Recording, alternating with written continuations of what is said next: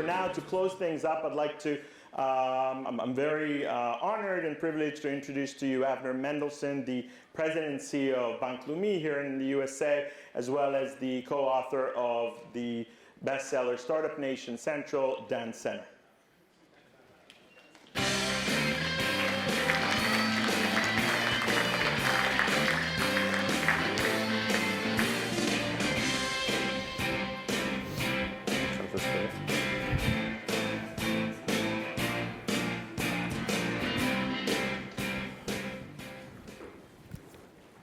It was a very dramatic entry, yes. I'll follow you anywhere, Dan. Yes, all right. So Dan, it's a pleasure to be here with you. I have the privilege not just to interview here, but be a member of your community, yes, and enjoy your leadership also at our kids' school. So yes.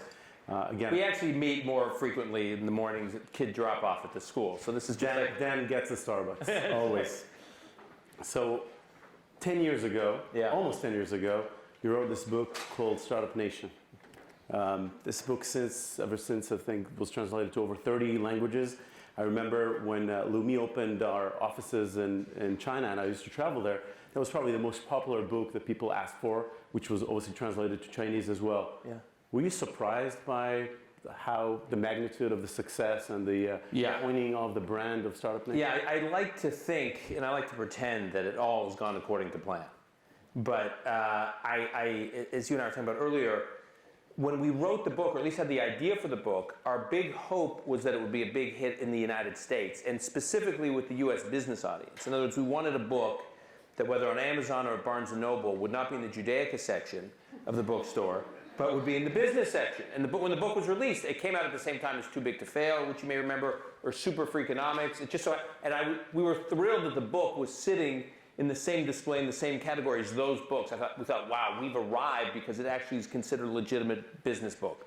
What we did not anticipate is suddenly, first of all, the sales in this country were surprising, but also all these publishers in foreign countries started calling our publisher here saying, we want to buy the rights, the Ukrainian rights. We want to buy the Chinese rights, the Mandarin rights. We want to buy the Singaporean rights. We want to buy the Portuguese rights in Brazil. We want all the European countries. That started coming in, and that was a total surprise to us. Now, you mentioned China specifically. That's one of my, in terms of the book sales, skyrocketing around the world, which we didn't expect, China was really unique, because we experienced the surge of sales in China at a very specific time. In other words, all of a sudden, overnight, we just start seeing these sales in China. When we open our offices. There you go.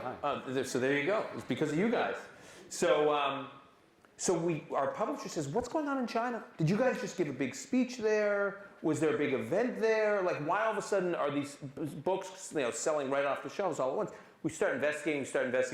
So it turns out there was a provincial governor, like one of the leaders of one of the provinces, a member of the Communist Party, senior government official, who every year puts out a list of books that must be read. And it turns out that particular month, Chinese build. Yes, yeah. He said, this is the book, Startup Nation. Everyone must read the Chinese edition of Startup Nation. And so this is the only time in my life that I've truly loved top-down communist government control. And when authors seek advice from me, I always say the key is get a provincial governor on your side, and his sales will go through the roof. Great. So almost 10 years have passed, and I know that you've kept a close hand on the pulse on what's going on in Israel with the establishment of Startup Nation Central, your frequent visits there, and your engagement. When you reflect on the last 10 years, what has changed? What are the key themes that characterize the Israeli Startup Nation today versus where it was 10 years ago? Well, I would say focus on three areas. One, when we wrote Startup Nation, what we were really trying to say is tell the business world, we know you're all fixated on Silicon Valley. I mean, keep in mind, when we wrote Startup Nation, if you go back to around that time, over 80% of global venture capital was winding up in the US, and really specifically in Silicon Valley. So basically 8 out of every 10 innovation capital dollars were winding up here. So we were just sort of waving a flag and saying, yes, international business community, we know you're focused on the innovation economy in Silicon Valley, but we want to tell you about another place, this place called Israel. And that was it. Like, if we'd accomplished that, Dayenu, like that would be an amazing accomplishment. What has happened since then is the global venture capital pie is far more diversified today than it was then. Something like only about 53% of global venture capital is now winding up in the US. So a lot of it's swashing around the world, and a lot of it in Israel, a lot more of it in Israel than when we wrote the book. The number of R&D centers. So we track these multinational companies that set up R&D centers in Israel. When we wrote the book, there were 126 of these R&D centers in Israel, which was a big deal then because it was the largest number of R&D centers per capita of any country in the world. Now, why this is so peculiar and was so noteworthy is because if you're a big multinational company, you set up shop in a foreign country, in an exotic foreign country, for one of two reasons. One is there's going to be a massive market there. So you need to be there because you're developing a lot of product, you're developing a lot of services, and you want to be really close to all these customers. There's no domestic market in Israel. So that doesn't check that box. Or for logistical reasons. You say, you know what, I want to be in Singapore, or I want to be in Abu Dhabi because it gives me logistical reach to a part of the world that we can't otherwise get to from Mountain View, California. Also, Israel's not a logical fit for that because Israel's isolated in the region. So Israel's the only country in the world where these multinational companies are setting up shop because of the work ethic and the brain power and the creativity and the resourcefulness of the talent. That is what has been clear. And that number of 126 R&D centers when we wrote the book is now up to about 320 today. So about 320. Wow. So in 10 years, you're looking about a 2.5x increase. And these R&D centers are not just tech companies. I mean, they are Facebook and Apple and all the tech companies you're familiar with, but they're also non-tech companies setting up in Israel for technology innovation solutions, like the auto companies, Ford, GM, Procter & Gamble. I mean, companies you don't associate with tech are setting up innovation centers in Israel. So the numbers are staggering. And the other fascinating thing we've seen is if you look at the people, the business leaders and government leaders traveling to Israel to understand its tech economy, if you look at the multinational companies either acquiring Israeli companies or setting up shop, if you look at the investors investing in Israeli VC funds or the investors that are investing directly in startups, I'm sure John Medved was just up here, I'm sure he's seen this. If you look at the diversity of where those people are coming from, the geographic diversity, when we wrote Startup Nation, almost all of it was coming from North America and a little bit of Europe. Today, it's everywhere. It's India, it's China, the European numbers have gone way up. It's Africa, it's all over Asia. So there's nowhere that won't do business with Israel today, which wasn't the case 10 years ago. Even parts of the Arab world and specifically the Persian Gulf, there's been a softening for a whole range of factors, but the number of Israeli startups now that are doing business in that part of the world, or those parts of the world that are sending capital to Israel, is really astonishing. So one part of the debate or discussion about the Israeli tech ecosystem is sort of this question of, startup nation to scale-up nation. Right. And there's been a lot of articles and even books written about the challenges of the current structure of the ecosystem and the potential or lack of. Is this the next chapter of the book that you're working on? Well, Saul and I, we argue about this a lot. I don't mean to bring you into our domestic family, dinner debate. But he tends to think that the scale-up challenge is a big problem. I'm less concerned about it. So, first of all, this idea that Israelis can't build big companies, I think, has been belied by the facts of the last 10 years. It's not to say it's being done in massive numbers, but it's being done, and certainly being done far more than it was 20, 30 years ago. I mean, Amnon Shashua, I know, has been involved in this conference. You look at what Mobileye is doing, not only in Israel, but specifically in Jerusalem. They are building a big company. They are building a big manpower-intensive company. And they are not only staffing it with Israelis, but they're having units of intel report in to this Jerusalem-based company, Jerusalem-headquartered company, from all over the world. You look at Lemonade, which is not, from a human standpoint, a big company yet. If you look at what they were doing, which basically taking on the insurance industry, that is like an amazing standalone company.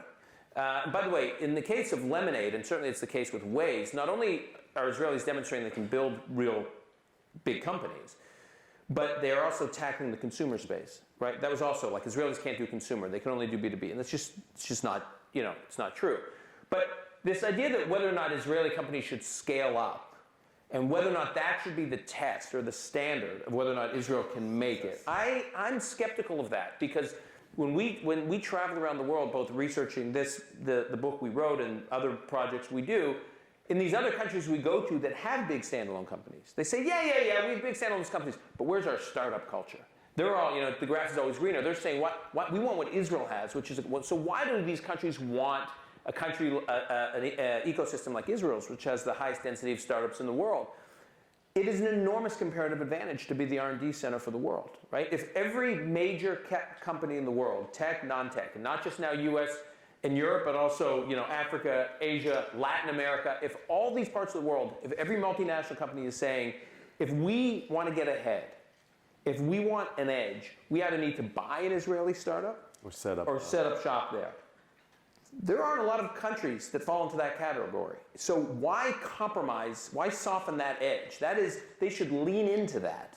That if they're this place where these young entrepreneurs come out of these amazing units and they start a startup, and that startup gets gobbled up by a multinational company, and then they start another startup, and after they start their startup, they move to a foreign country to work for 2 or 3 years and get amazing international experience with that company, and then they come back and start another.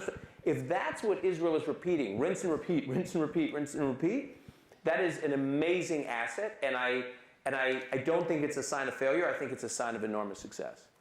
So, given that I know that you are working on a potential follow-up for Startup Nation, which I'm guessing will not happen this year with all your other hobbies, what are you thinking of writing about? Or what is the next chapter? Where do you see the opportunities and the potential that maybe is not captured for Startup Nation? Well, we are working on a follow-up to Startup Nation, and we're looking at a few areas.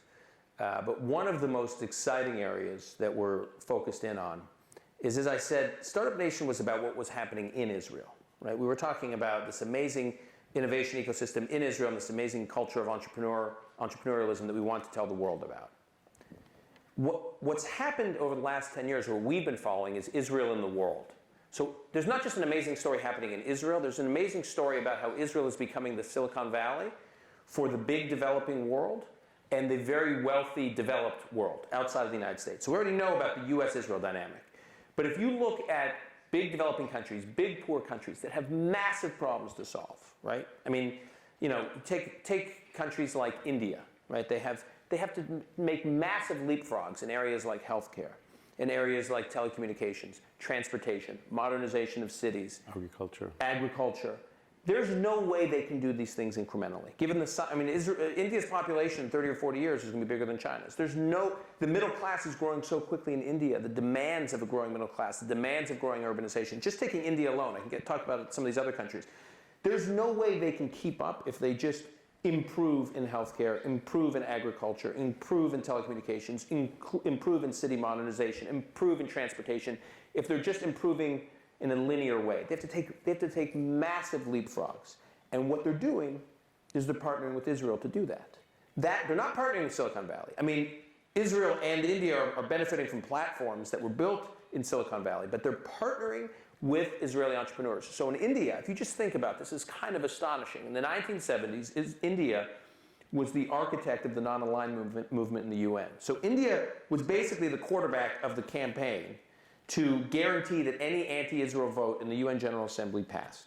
Okay, you fast forward to 2017, when Modi travels to Israel and basically begs, enthusiastically for Israeli partnership. And then Prime Minister Netanyahu travels, leads a delegation. Startup Nation Central was involved with this delegation that went to India, so I'm quite familiar with it. This was an amazing thing. They announced 9 agreements in New Delhi between India and Israel in everything from space exploration to medical research, to thermal solar energy, to I can go on and on and on. But agri-tech was the most exciting area. So there are 28 centers of excellence in agriculture that are Israeli, set up in India, working with tens of thousands of Indian farmers to increase the yield on their agricultural fields. Now, those centers of excellence have gotten the yields up about 5 to 10x. Just think about that. Now, if you multiply that, that's just one experiment, tens of thousands of people in a massive country. But if you multiply that across the subcontinent, you will unleash a second agricultural revolution in India. And that's what Modi sees. That's what the agricultural leadership in India sees. And they see Israel as the key to that solution. And so as you travel around either the big poor world, the big developing world, or the small rich world, countries like Singapore, countries like Estonia, they want to be partnering with Israel. They see Israel as a country in their backyard that could be their own Silicon Valley that can turbocharge the kind of innovation and growth they need to make these massive leapfrogs. So based on your excitement when you talk about this, sounds like the sort of the runway for the Israeli, burst out of my seat. Israeli tech locomotive is sort of unstoppable. Still, there's I see a lot of sort of potential headwinds and risks to our ability to continue to protect this competitive advantage and scalability of Startup Nation. Yeah. Do you share those concerns, or where do you see those concerns? I'm sure you'll share the concerns, but what are the one or two areas where you're most concerned about when it comes to our ability to continue the momentum? So I would say two areas. One is talent. There is a human capital shortage in Israel. It's a huge problem on a number of levels. I mean, let me just start with the most obvious, and I know there are a number of entrepreneurs here who see this firsthand. The cost of Israeli talent has gone through the roof because there is a shortage. The ability to hire and retain Israeli talent has gotten increasingly difficult. For the first time now, you have Israeli companies that are outsourcing to other countries. So you have an Israeli tech company that's hiring engineers in like Ukraine. So this is a big problem, and it's it's a blessing and a curse. I mentioned all these R&D centers, so they're coming and they're hiring all these Israelis, and they like recruit right out of Shmona Matayim and out of all these units. That's very exciting, and we're very proud of it, and we celebrate it, but it makes it harder for that Israeli startup that needs to hire those same engineers to do so, and it's certainly at a higher cost. So talent is a big problem, the shortfall.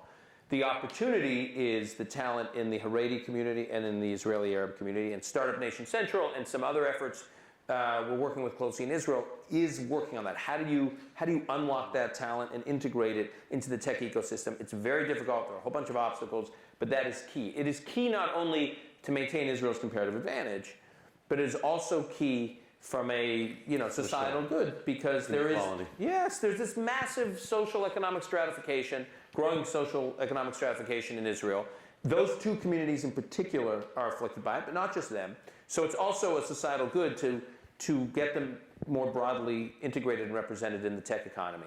I also think, just staying on this point about the socioeconomic stratification, it is amazing what the Israeli tech community has accomplished.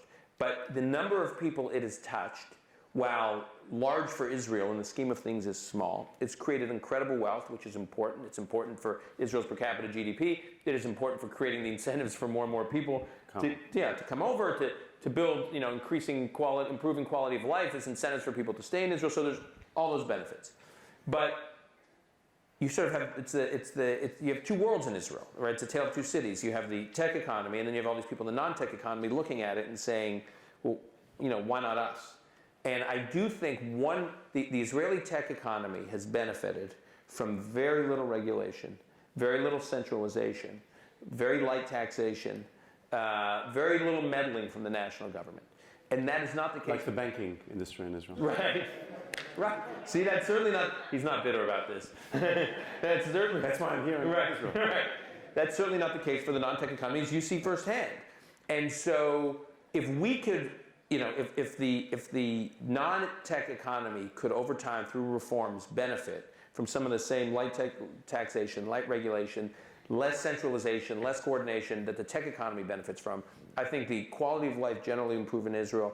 Per capita GDP will go up even higher, and you will start to deal with some of these socioeconomic stratification issues, but it won't happen overnight. I just see that we're 3 minutes over time, but I want to maybe finish with one question that I think maybe ties very nicely this day, and that is specifically about the role of the Hebrew University within this ecosystem and within sort of this crusade that using the wrong word maybe, but the tech and innovation crusade that is being led in Israel. I would say Hebrew University was important long before this moment, and we spoke a lot in Startup Nation about the Tech Transfer Office, the program at Hebrew Zoom, which is a model for a lot of universities. So we've now dealt with a lot of universities in the U.S. and specifically in Europe who want to learn from Hebrew's model and how they do it and their methodology.